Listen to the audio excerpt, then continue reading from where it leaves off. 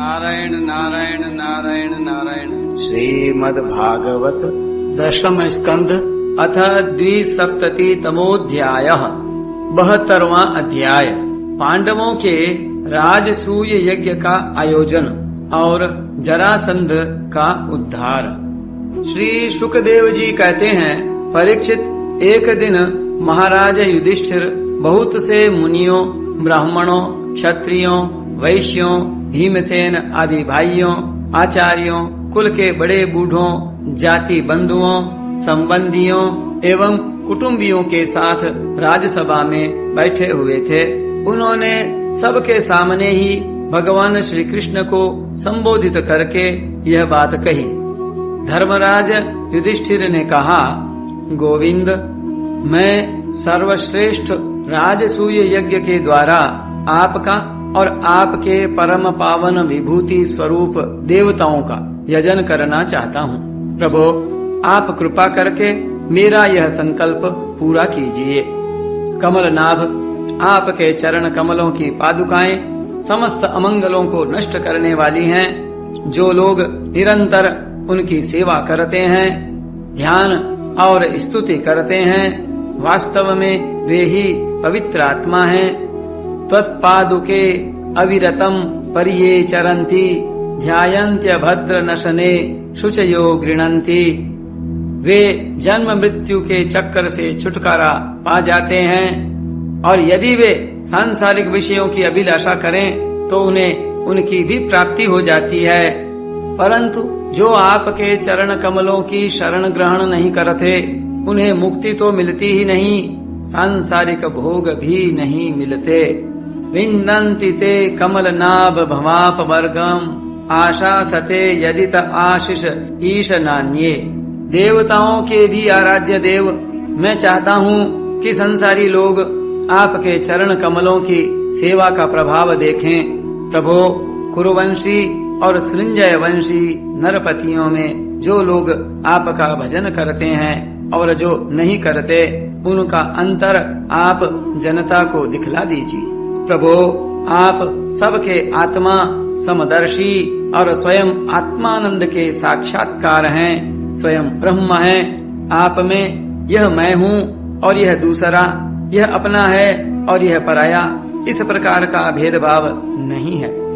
फिर भी जो आपकी सेवा करते हैं, उन्हें उनकी भावना के अनुसार फल मिलता ही है। ठीक वैसे ही जैसे कल्प वृक्ष की सेवा करने वाले को उस फल में जो न्यूनाधिकता होती है, वह तो न्यूनाधिक सेवा के अनुरूप ही होती है। इससे आप में विषमता या निर्दयता आदि दोष नहीं आते। भगवान श्री कृष्ण ने कहा, शत्रु विजयी धर्मराज, आपका निश्चय बहुत ही उत्तम है। राजसूय यज्ञ करने से समस्त लोकों में आपकी मंगलमयी कीर्ति का विस्तार होगा। राजन, आपका यह महायज्ञ ऋषियों, पितरों, देवताओं, सगे संबंधियों, हमें और कहाँ तक कहें, समस्त प्राणियों को अभिष्ट है। महाराज, पृथ्वी के समस्त नरपतियों को जीतकर सारी पृथ्वी को अपने वश में करके और यज्ञोचित संपूर्ण सामग्री एकत्रित करके फिर इस महायज्ञ का अनुष्ठान कीजिए। महाराज, आपके चारों भाई वायु, इंद्र आदि लोकपालों के अंश से पैदा हुए हैं। वे सब के सब बड़े वीर हैं। आप तो परम मनस्वी और संयमी हैं ही। आप लोगों ने अपने सद्गुणों से मुझे अपने वश में कर लिया है। जिन लोगों ने अपनी इंद्रियों और मन को वश में नहीं किया है, वे मुझे अपने वश में नहीं कर सकते। संसार में कोई बड़े से बड़ा देवता भी तेज, यश, लक्ष्मी, सौंदर्य और ऐश्वर्य आदि के द्वारा मेरे भक्त का तिरस्कार नहीं कर सकता। फिर कोई राजा उसका तिरस्कार कर दे, इसकी तो संभावना ही क्या है। श्री शुकदेव जी कहते हैं, परीक्षित, भगवान की बात सुनकर महाराज युधिष्ठिर का हृदय आनंद से भर गया। उनका मुख कमल प्रफुल्लित हो गया। अब उन्होंने अपने भाइयों को दिग्विजय करने का आदेश दिया।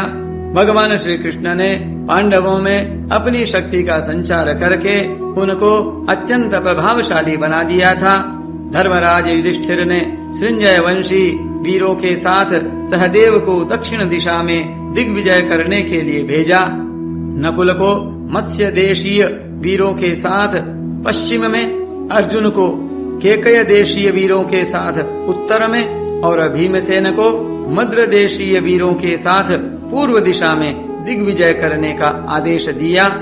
परीक्षित, उन भीमसेन आदि वीरों ने अपने बल पौरुष से सब और के नरपतियों को जीत लिया और यज्ञ करने के लिए उद्यत महाराज युधिष्ठिर को बहुत सा धन लाकर दिया। जब महाराज युधिष्ठिर ने यह सुना कि अब तक जरासंध पर विजय नहीं प्राप्त की जा सकी, तब वे चिंता में पड़ गए। उस समय भगवान श्री कृष्ण ने उन्हें वही उपाय कह सुनाया जो उद्धव जी ने बतलाया था। परीक्षित, इसके बाद भीमसेन, अर्जुन और भगवान श्री कृष्ण ये तीनों ही ब्राह्मण का वेश धारण करके गिरिव्रज गए। वही जरासंध की राजधानी थी। राजा जरासंध ब्राह्मणों का भक्त और गृहस्थोचित धर्मों का पालन करने वाला था। उपर्युक्त तीनों क्षत्रिय ब्राह्मण का वेश धारण करके अतिथि अभ्यागतों के सत्कार के समय जरासंध के पास गए और उससे इस प्रकार याचना की। राजन, आपका कल्याण हो। हम तीनों आपके अतिथि हैं और बहुत दूर से आ रहे हैं। अवश्य ही हम यहाँ किसी विशेष प्रयोजन से ही आए हैं, इसलिए हम आपसे जो कुछ चाहते हैं वह आप हमें अवश्य दीजिए। तितिक्षु पुरुष क्या नहीं सह सकते, दुष्ट पुरुष बुरा से बुरा क्या नहीं कर सकते, उदार पुरुष क्या नहीं दे सकते, और समदर्शी के लिए पराया कौन है। किम दुर्मर्षम तितिक्षूणाम किम अकार्यम असाधुभिः किम न देयम वदान्यानाम कह परह समदर्शिनाम। जो पुरुष स्वयं समर्थ होकर भी इस नाशमान शरीर से ऐसे अविनाशी यश का संग्रह नहीं करता, जिसका बड़े बड़े सत्पुरुष भी गान करें, सच पूछिए तो उसकी जितनी निंदा की जाए थोड़ी है। उसका जीवन शोक करने योग्य है। यो अनित्येन शरीरेण सतां गेयं यशो ध्रुवं नाचिनोति स्वयं कल्पः स वाच्यः शोच्य एव सः। राजन, आप तो जानते ही होंगे, राजा हरिश्चंद्र रंतिदेव केवल अन्न के दाने बीन चुनकर निर्वाह करने वाले महात्मा मुद्गल, शिबी, बलि, व्याध और कपोत आदि बहुत से व्यक्ति अतिथि को अपना सर्वस्व देकर इस नाशवान शरीर के द्वारा अविनाशी पद को प्राप्त हो चुके हैं। इसलिए आप भी हम लोगों को निराश मत कीजिए। श्री सुखदेव जी कहते हैं, परीक्षित, जरासंध ने उन लोगों की आवाज, सूरत, शक्ल और कलाइयों पर पड़े हुए धनुष की प्रत्यंचा की रगड़ के चिन्हों को देखकर पहचान लिया कि ये तो ब्राह्मण नहीं क्षत्रिय हैं। अब वह सोचने लगा कि मैंने कहीं न कहीं इन्हें देखा भी अवश्य है। फिर उसने मन ही मन यह विचार किया कि ये क्षत्रिय होने पर भी मेरे भय से ब्राह्मण का वेश बनाकर आए हैं। जब ये भिक्षा मांगने पर ही उतारू हो गए हैं, तब चाहे जो कुछ मांग लें मैं इन्हें दूंगा। याचना करने पर अपना अत्यंत प्यारा और दुस्त्यज शरीर देने में भी मुझे हिचकिचाहट न होगी। विष्णु भगवान ने ब्राह्मण का वेश धारण करके बलि का धन, ऐश्वर्य सब कुछ छीन लिया, फिर भी बलि की पवित्र कीर्ति सब और फैली हुई है और आज भी लोग बड़े आदर से उसका गान करते हैं। इसमें संदेह नहीं कि विष्णु भगवान ने देवराज इंद्र की राज्य लक्ष्मी बलि से छीनकर उन्हें लौटाने के लिए ही ब्राह्मण रूप धारण किया था। दैत्यराज बलि को यह बात मालूम हो गई थी और शुक्राचार्य ने उन्हें रोका भी, परंतु उन्होंने पृथ्वी का दान कर ही दिया। मेरा तो यह पक्का निश्चय है कि यह शरीर नाशवान है। इस शरीर से जो विपुल यश नहीं कमाता और जो क्षत्रिय ब्राह्मण के लिए ही जीवन धारण नहीं करता, उसका जीना व्यर्थ है। जीवता ब्राह्मणार्थाय कोन्वर्थः क्षत्रबन्धुना देहेन पतमानेन नेहता विपुलम यशः। परीक्षित, सचमुच जरासंध की बुद्धि बड़ी उदार थी। उपयुक्त विचार करके उसने ब्राह्मण वेशधारी श्री कृष्ण, अर्जुन और भीमसेन से कहा, ब्राह्मणों, आप लोग मन चाही वस्तु मांग लें। आप चाहें तो मैं आप लोगों को अपना सिर भी दे सकता हूँ। भगवान श्री कृष्ण ने कहा, राजेंद्र, हम लोग अन्न के इच्छुक ब्राह्मण नहीं हैं, क्षत्रिय हैं। हम आपके पास युद्ध के लिए आए हैं। यदि आपकी इच्छा हो तो हमें द्वंद्व युद्ध की भिक्षा दीजिए। देखो, ये पांडु पुत्र भीमसेन हैं और यह इनका भाई अर्जुन है और मैं इन दोनों का ममेरा भाई तथा आपका पुराना शत्रु कृष्ण हूँ। जब भगवान श्री कृष्ण ने इस प्रकार अपना परिचय दिया, तब राजा जरासंध ठठाकर हंसने लगा और चिढ़कर बोला, अरे मूर्खो, यदि तुम्हें युद्ध की ही इच्छा है तो लो, मैं तुम्हारी प्रार्थना स्वीकार करता हूँ। परंतु कृष्ण, तुम तो बड़े डरपोक हो। युद्ध में तुम घबरा जाते हो, यहाँ तक कि मेरे डर से तुमने अपनी नगरी मथुरा भी छोड़ दी तथा समुद्र की शरण ली है। इसलिए मैं तुम्हारे साथ नहीं लड़ूंगा। यह अर्जुन भी कोई योद्धा नहीं है। एक तो अवस्था में मुझसे छोटा, दूसरे कोई विशेष बलवान भी नहीं है। इसलिए यह भी मेरे जोड़ का वीर नहीं है। मैं इसके साथ भी नहीं लड़ूंगा। रहे भीमसेन, ये अवश्य ही मेरे समान बलवान और मेरे जोड़ के हैं। जरासंध ने यह कहकर भीमसेन को एक बहुत बड़ी गदा दे दी और स्वयं दूसरी गदा लेकर नगर से बाहर निकल आया। अब दोनों रणोन्मत्त वीर अखाड़े में आकर एक दूसरे से भिड़ गए और अपनी वज्र के समान कठोर गदाओं से एक दूसरे पर चोट करने लगे।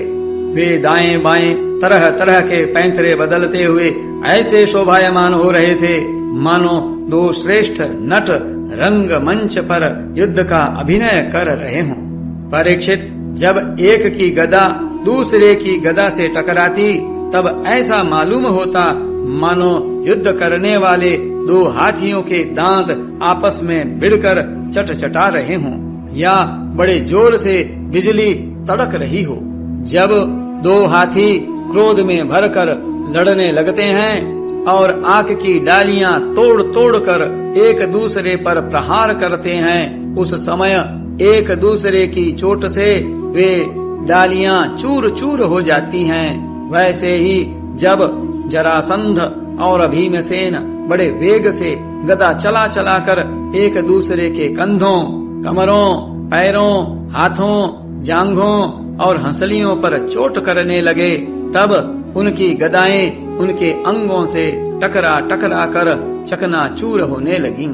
इस प्रकार जब गदाएं चूर चूर हो गईं, तब दोनों वीर क्रोध में भरकर अपने घूंसों से एक दूसरे को कुचल डालने की चेष्टा करने लगे।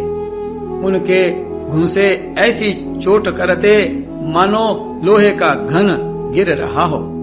एक दूसरे पर खुलकर चोट करते हुए दो हाथियों की तरह उनके थप्पड़ों और घूंसों का कठोर शब्द बिजली की कड़कड़ाहट के समान जान पड़ता था। परीक्षित, जरासंध और भीमसेन दोनों की गदा युद्ध में कुशलता, बल और उत्साह समान थे।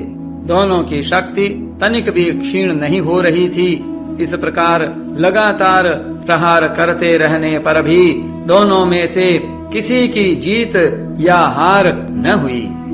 दोनों वीर रात के समय मित्र के समान रहते और दिन में छूटकर एक दूसरे पर प्रहार करते और लड़ते। महाराज, इस प्रकार उनके लड़ते लड़ते 27 दिन बीत गए।